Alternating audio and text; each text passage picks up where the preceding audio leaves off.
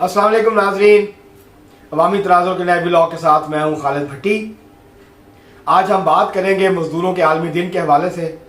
मज़दूरों के हकूक़, उनकी जदोजहद, उनकी कुर्बानियों और इस दिन की अहमियत के हवाले से। अपने मौजू की तरफ बढ़ने से पहले आपसे दरख्वास्त है कि अगर आपने हमारा चैनल अवामी तनाज़ुर अभी तक सब्सक्राइब नहीं किया तो उसको सब्सक्राइब कर लें।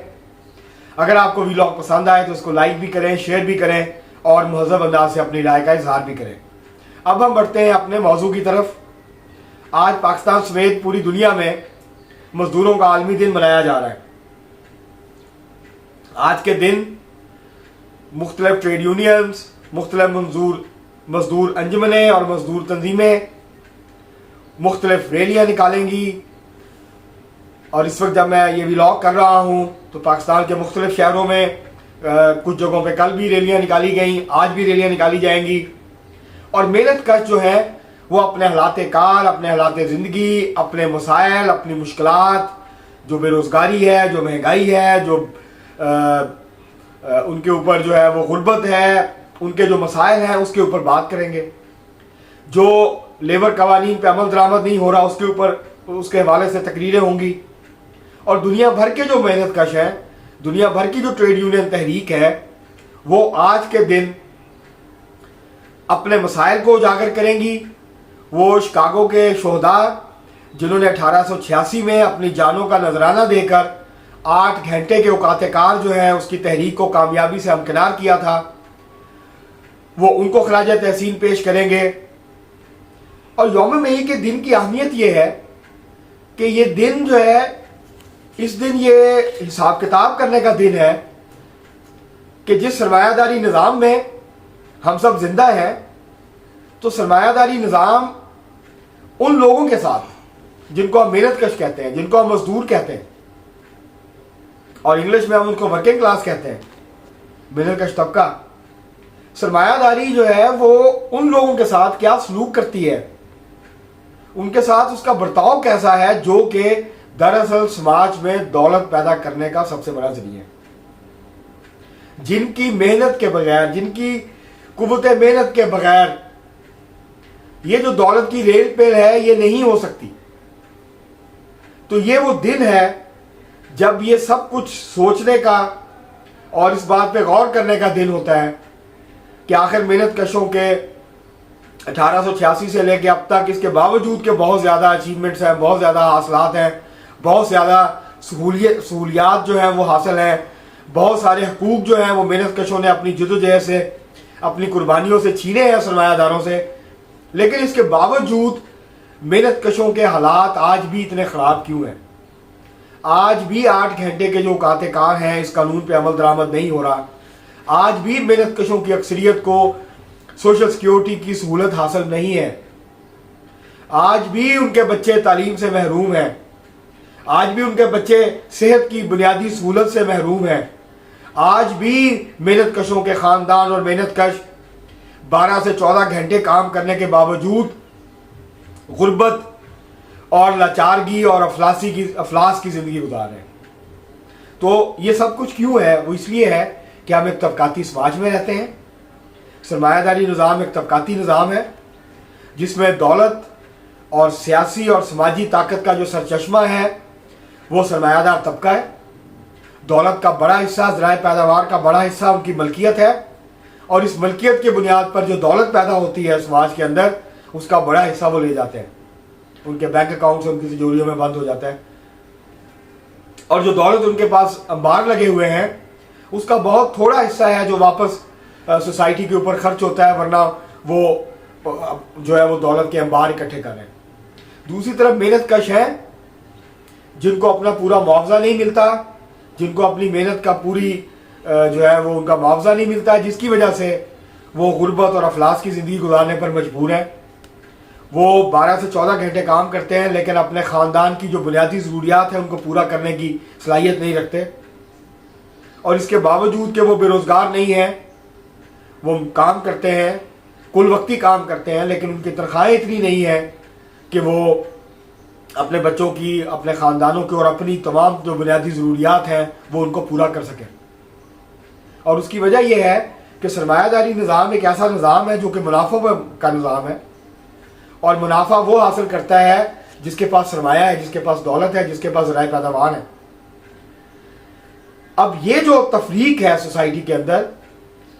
جیسے غلامی کا جو سماج تھا اس کے اندر آقا اور غلاموں کے درمیان ایک تقسیم تھی۔ آقا عیاشی کرتے تھے، غلام کام کرتے تھے، لیکن جو غلاموں کی محنت کا نتیجہ آتا تھا وہ آقا اس کی بنیاد پہ ان کے پاس اپنی زندگی کی تمام آسائشیں ان کو جو ہے وہ میسر تھیں۔ اسی طرح جب جاگیرداری نظام آیا، جاگیردارانہ نظام آیا، تو اس میں جو جاگیردار تھے وہ زمینوں کے مالک تھے، اور اس بنیاد پہ جو اجناس پیدا ہوتی تھی، جو مزارع محنت کرتے تھے، جو کھیت مزدور محنت کرتے تھے، ان کی محنت کا جو بڑا حصہ تھا وہ جاگیرداروں کی جیبوں میں جاتا تھا، جاگیرداروں کی تجوریوں میں جاتا تھا۔ وہ خوشحال اور عیاشی کی زندگی گزارتے تھے، جبکہ مزارع جو ہیں وہ گندم کے دانے دانے کو ترستے تھے، وہ کپاس کے سے جو کپڑا بنتا تھا، جو دھاگا بنتا تھا، وہ اس کپڑے کی تار تار کو ترستے تھے۔ اس کے بعد سرمایہ داری نظام آیا، اور سرمایہ داری نے یہ دعویٰ کیا کہ ہم جو ہے وہ نام بادشاہت، ہم نے بادشاہت کا خاتمہ کر دیا ہے، ہم نے چرچ کو علیحدہ کر دیا ریاست سے، ہم ایک ایسی سوسائٹی بنائیں گے جہاں مساوات ہوگی، جہاں آزادی ہوگی۔ لیکن اس کے برعکس جو سوسائٹی سرمایہ داری نظام کی بنیاد پہ ہمارے سامنے آئی، اس کے باوجود کہ بہت زیادہ ترقی ہوئی، ذرائع پیداوار میں بہت زیادہ ترقی ہوئی، ٹیکنالوجی میں بہت ترقی ہوئی، جو پیداوار کی جدت تھی اس کے اندر بہت زیادہ تبدیلی آئی، اور سرمایہ داری نے کئی جو ہے اس کے اندر بڑی جو ہے تبدیلیاں جو ہے وہ کی، بڑے پیمانے پہ پیداوار جو ہے وہ کی۔ ٹیکنالوجی، تکنیک، جدت کے معاملے میں سرمایہ داری نے بلا شبہ بہت زیادہ جو ہے وہ ترقی کی، لیکن دوسری طرف جو سماجی ترقی تھی، جو اس ترقی میں محنت کشوں کا حصہ تھا، وہ ان کو نہیں ملا، جس کی وجہ سے ہم دیکھتے ہیں کہ آج دنیا میں جو امارت اور غربت کے درمیان تفریق ہے وہ بہت زیادہ بڑھ گئی ہے، کیونکہ جب پیداوار بڑھی، جب منافع بڑھے، تو اس تناسب سے محنت کشوں کی تنخواہیں نہیں بڑھی، جس کی وجہ سے اب ہم دیکھتے ہیں کہ بہت زیادہ تفریق جو ہے طبقاتی وہ بڑھ گئی ہے پوری دنیا میں، پاکستان میں بھی بڑھ گئی ہے، انڈیا میں بھی بڑھ گئی ہے، پوری دنیا میں بڑھ گئی ہے، وہ ترقی پذیر ممالک میں بھی بڑھ گئی ہے، وہ ترقی یافتہ ممالک میں بھی بڑھ گئی ہے۔ اب سرمایہ داروں نے گزشتہ کچھ 40-50 سالوں میں ایسی معاشی پالیسیاں نافذ کی ہیں، ایسی اس طرح کی سیاست کی ہے جس کے نتیجے میں، اور اس طرح کے خیالات اور فلسفہ اور نظریات جو ہے سوسائٹی کے اوپر مسلط کیے ہیں، جس کے نتیجے میں محنت کشوں کی تحریک کمزور ہوئی، محنت کشوں کی سیاست کمزور ہوئی، اور اس کمزوری کا فائدہ جو ہے وہ سرمایہ دار طبقے نے پوری طرح سے اٹھایا، اور اپنی دولت میں، اپنے منافعوں میں جو ہے وہ بے تحاشا اضافہ کیا، جبکہ محنت کشوں کی جو حالت ہے وہ خراب ہوئی۔ اب شروع میں نے بات کی تھی کہ یہ جو یوم مزدور ہے، یہ جو مزدوروں کا عالمی دن ہے، 1 مئی ہے، یہ منایا جاتا ہے امریکہ میں 1886 میں شکاگو کے شہر میں، جب تیز رفتار صنعتی ترقی ہو رہی تھی، صنعتیں لگ رہی تھی، تو وہاں پر مزدوروں کی حالت بہت خراب تھی۔ 14 سے 16 گھنٹے کام کرنا پڑتا تھا ان کو، ان کی جو تنخواہ یا معاوضہ ملتا تھا وہ بہت کم تھا۔ تحریکیں پہلے بھی چل رہی تھی، جدوجہد ہو رہی تھی، لیکن 1 مئی 1886 کو شکاگو کے مزدوروں نے، مختلف شعبوں کے مزدوروں نے، مختلف صنعتوں کے مزدوروں نے یہ فیصلہ کیا کہ وہ کام نہیں کریں گے، ہڑتال کریں گے، اور وہ ہڑتال اس وقت تک جاری رہے گی جب تک ان کے بنیادی مطالبات نہیں مانے جاتے، اور سب سے بڑا اور بنیادی مطالبہ تھا کہ ہم 8 گھنٹے سے زیادہ کام نہیں کریں گے، ہم 8 گھنٹے کام کریں گے، 8 گھنٹے سوئیں گے، 8 گھنٹے ہم آرام کریں گے، اور دوسرے ہمارے جو کام ہے وہ ہم کریں گے، لیکن ہم محنت 8 گھنٹے جو ہے وہ نہیں کریں گے، ہم فیکٹری میں کام نہیں کریں گے، ہم کسی بھی کام کی جگہ پہ کام نہیں کریں گے 8 گھنٹوں سے زیادہ۔ یہ مطالبہ تھا۔ 1 مئی سے 4 مئی کے درمیان ہڑتال جاری رہی، پولیس نے کوشش کی، لیکن جب ہڑتال ناکام نہیں ہوئی تو پھر 4 مئی 1886 کو شکاگو کی سڑکوں پہ خون کی ہولی کھیلی گئی۔ پولیس نے فائرنگ کی، اور جو سفید جھنڈے اٹھائے ہوئے محنت کش احتجاج کر رہے تھے، دھرنا دیے ہوئے تھے، ان پر جب گولی چلی تو ان کے خون سے جو سفید جھنڈے تھے وہ سرخ ہوئے، اور آج بھی مزدوروں کا جو جھنڈا ہے وہ سرخ ہے، اس کا رنگ سرخ ہے، اور یہ سرخی جو ہے یہ محنت کشوں کے خون کی سرخی ہے، یہ صرف رنگ نہیں ہے۔ یہ سرخ جھنڈا یہ یاد دلاتا ہے کہ 1886 میں 8 گھنٹے کے اوقات کار کے مطالبے کے جواب میں محنت کشوں کو گولیوں سے بھونا گیا، ان پہ تشدد کیا گیا، ان پہ جبر کیا گیا، اور پھر پورے امریکہ کے سرمایہ داروں نے کوشش کی کہ اس تحریک کو کسی طرح سے روکا جائے، ناکام بنایا جائے۔ اس کے جواب میں اس تحریک نے اور شدت اختیار کی، اور 1899 میں 1889 میں دوسری سوشلسٹ انٹرنیشنل نے اپنی سالانہ میٹنگ کے اندر یہ فیصلہ کیا، یہ قرارداد منظور کی کہ 1 مئی 1890 کو پوری دنیا، اس وقت ظاہر دنیا امریکہ، کینیڈا، یورپ، جو کہ اس وقت صنعتی ترقی یافتہ دنیا تھی، یہ فیصلہ ہوا کہ وہاں پر جو محنت کش ہیں اور ٹریڈ یونینز ہیں وہ عالمی دن کے طور پر منائیں گی، شکاگو کے محنت کشوں کی جو قربانی ہے اس کی یاد تازہ کریں گی اور ان کے ساتھ اظہار یکجہتی کریں گی، اور پوری دنیا کے محنت کش جو ہیں وہ 8 گھنٹے کے اوقات کار کا مطالبہ کریں گے۔ تو یہ وہ قرارداد پاس ہوئی، اور 1 مئی 1890 کو لاکھوں کروڑوں جو محنت کش تھے پورے یورپ میں، امریکہ میں اور دنیا کے مختلف ملکوں میں وہ سڑکوں پہ نکلے۔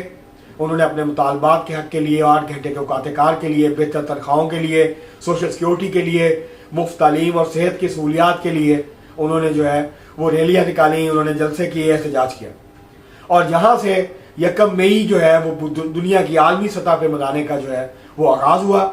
اس کا صحرا جو ہے وہ اس وقت کی سوشلسٹ تحریک ہو جاتا ہے، کیونکہ یہ جو ابتدائی سال اگر دیکھے جائیں جب یوم مئی منانا شروع کیا گیا تو اس کے اندر سوشلسٹ لیفٹ کے سیاسی کارکن جو ہیں وہ پیش تھے، وہ حلاول دستہ تھے۔ 1 مئی کی جو تقریبات ہوتی تھیں، جلوس ہوتے تھے، جلسے ہوتے تھے، اور محنت کشوں کی جو حقوق کی جدوجہد تھی اس میں وہ آگے تھے، اور انہوں نے بہت زیادہ اس جدوجہد کے اندر قربانیاں بھی دیں اور بہت اہم کردار ادا کیا۔ 2 دن ہیں ایسے، 2 عالمی ایسے دن ہیں جس کا براہ راست تعلق محنت کش طبقے کے ساتھ ہے، طبقاتی جدوجہد کے ساتھ ہے۔ وہ دن ہے ایک عورتوں کا 8 مارچ اور خواتین کا عالمی دن، جو کہ محنت کش خواتین کا عالمی دن ہے، جو اب خواتین کا عالمی دن بن گیا ہے۔ اس کا آغاز بھی محنت کش طبقے سے ہوا، اور دوسرا 1 مئی۔ یہ 2 خالص تہوار ہیں جو کہ محنت کش طبقے کے تہوار ہیں، اور جو محنت کش طبقہ عالمی سطح پہ مناتا ہے، وہ یکجہتی بھی مناتا ہے، وہ اس بات کا اعادہ بھی کرتا ہے، اس بات کا عہد بھی کرتا ہے کہ جس جدوجہد کا آغاز 1886 کی قربانیوں کے نتیجے میں ہوا تھا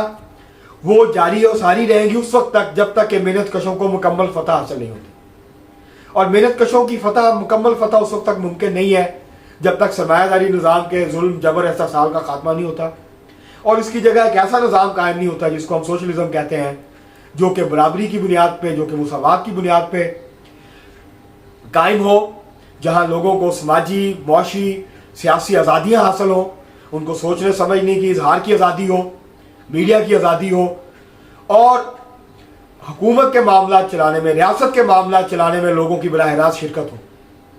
اس میں کسی قسم کا استحصال ہو، ظلم نہ ہو، جبر نہ ہو۔ تو ایسا نظام جو ہے وہ دراصل محنت کش طبقے کی تحریک کا حتمی منظر ہے، جہاں پہ محنت کش جو ہیں وہ بحیثیت انسان برابری کی بنیاد پر آزادی کے ساتھ، بغیر کسی جبر کے، بغیر کسی استحصال کے، بغیر کسی لالچ کے، بغیر کسی خوف کے، جبر کے،